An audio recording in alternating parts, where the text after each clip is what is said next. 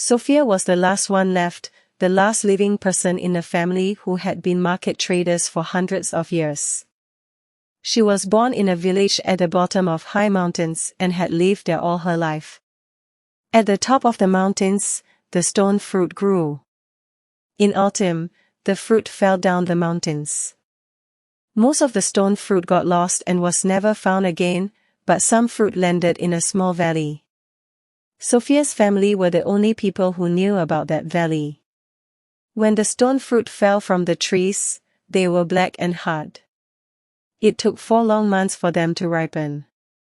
They turned from black to gray and, finally, to silver.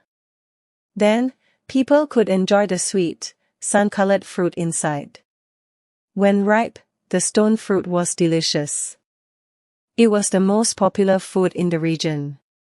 On market day, people got up early and queued for hours to buy it. Sophia's family always had more fruit to sell than anyone else. Over the years, they made a lot of money, though never as much as the traders who sold their products far away in the capital city. When Sophia was a child, she asked her mother, "Why don't we go to the capital city to sell the fruit? That's where the most important market in the country is." Her mother told her that someone had tried once, and failed. But she didn't say any more. As the years passed, Sophia dreamed of selling stone fruit in the capital. The spring after her mother died, she decided to go. It would take 4 long months to walk to the capital, exactly as long as the fruit took to ripen. It would be difficult, but it was possible. She believed that when people in the city tasted stone fruit for the first time, they would love it. And best of all, they would pay a lot. She would earn more money than ever before. Sophia walked all the way to the capital, pushing a wooden cart full of stone fruit. She carried with her a beautiful wooden market stall that had belonged to her mother, and before that, to her grandmother. It was on this stall that she planned to sell her fruit. When she finally arrived in the city, she was exhausted after months on the road. But the stone fruit were nearly ripe. So far, her plan was working. Of course, there was a tax to enter the city gates, and market fees to pay. Worse still, it wasn't easy to sell strange, new foods at the market. The fruit had to be tested to prove it was safe to eat. The tests were expensive and took days to complete. Sophia spent all her money on the tests. She also needed somewhere to sleep while she waited. Desperate for funds, she sold her beautiful family stall. She didn't want to, but she had no choice. She hoped that after selling the fruit, she could buy the stall back. Finally, the tests were completed, and she was allowed to sell. She used the last of her money to rent a cheap, ordinary stall. But by now, the perfect silver stone fruit had turned white and lost their sweet flavor. No one wanted to buy her overripe fruit from a boring stall. They were starting to look and smell bad. In the end, she sold all the fruit to a farmer to feed his pigs. He bought her cart too, and paid her far less than it was worth. She had lost everything. Sophia left the market in defeat. She walked through the city streets. There were shops of every kind. In one of them, she saw the beautiful stall her mother had given her. But she had no money to buy it back. Tears ran down her face as she wandered until she was lost in the city streets. At last, she lay down in a corner and fell asleep. When Sophia woke again, it was dark. But there was something even darker on the wall opposite her. It was a hole in the wall. It wasn't a door, it didn't reach the ground. It wasn't a window either. It was just a hole in the wall. It had nothing. Just like her. Sophia felt so angry, with the market, and with herself.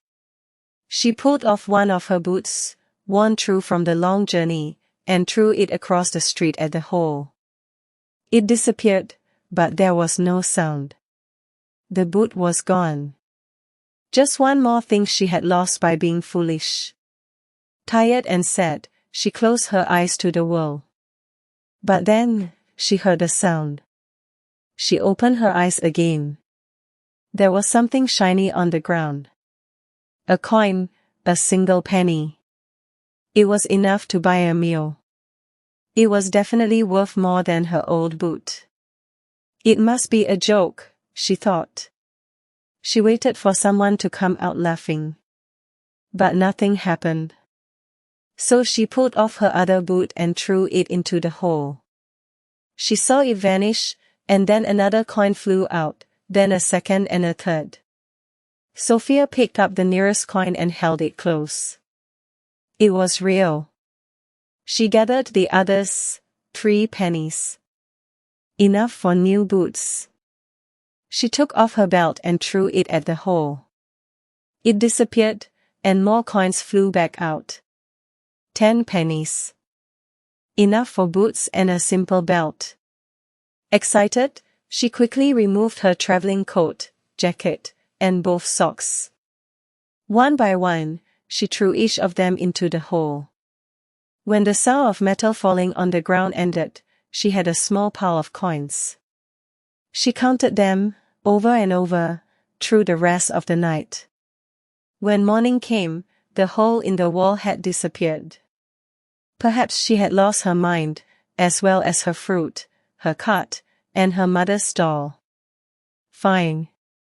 She didn't care. She had 38 pennies.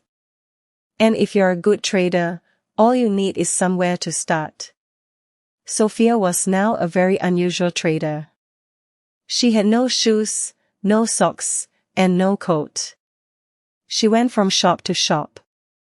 With her pile of pennies, she bought a large bag, a long shirt, a pair of broken wooden shoes. All the old, broken, or useless things the other traders would sell her. When she had spent all her money, Sophia returned to the street where she had spent the night. All day she sat there, looking at the empty wall opposite. People walked past her. Some felt sorry for her. Others wondered what she was doing. But most people didn't pay her any attention. In the middle of the night, the hole in the wall appeared again. Sophia was happy, she hadn't imagined it after all.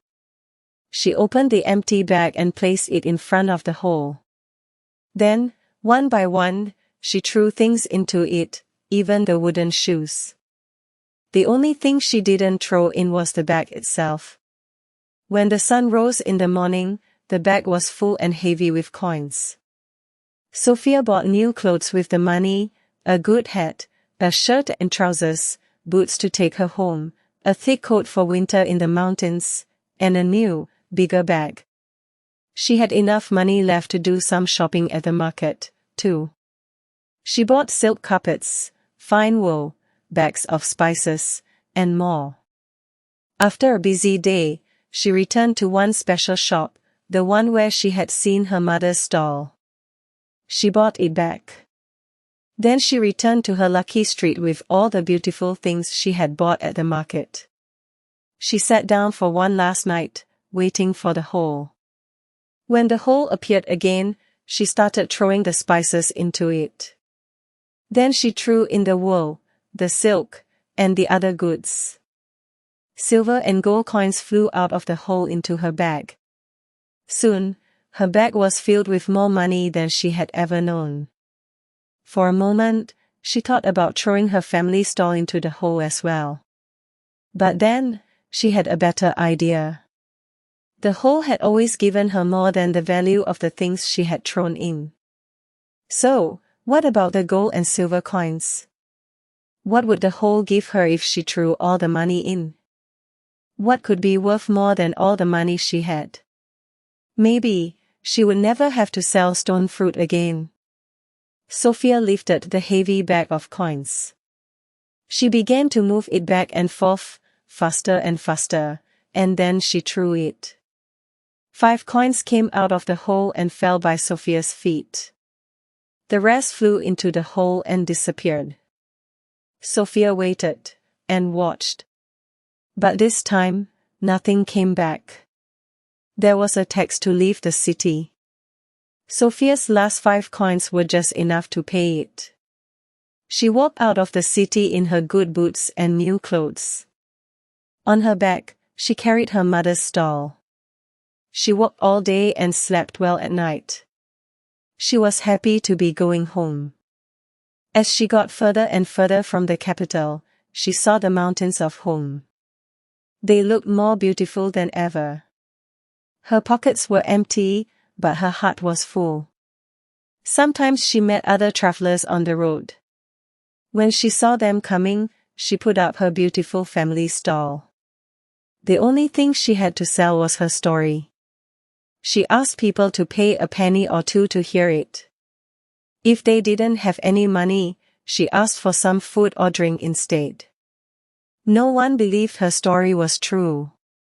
But they did believe the lessons it contained. Everyone who heard it learned a different lesson. For some, the message was, be happy with what you have. Or, if you want more than you need, you will lose everything. For others, it was, wisdom has a high price. But for Sophia, the last trader in her family, the lesson was different. It was the answer to her question. What could be worth more than all the money she had? Now she knew. The answer was wisdom. Subscribe now for more short stories in simple English to help you learn faster and remember longer. Improve your vocabulary, grammar, and listening, one story at a time. Don't forget to like, share, and stay tuned for the next story.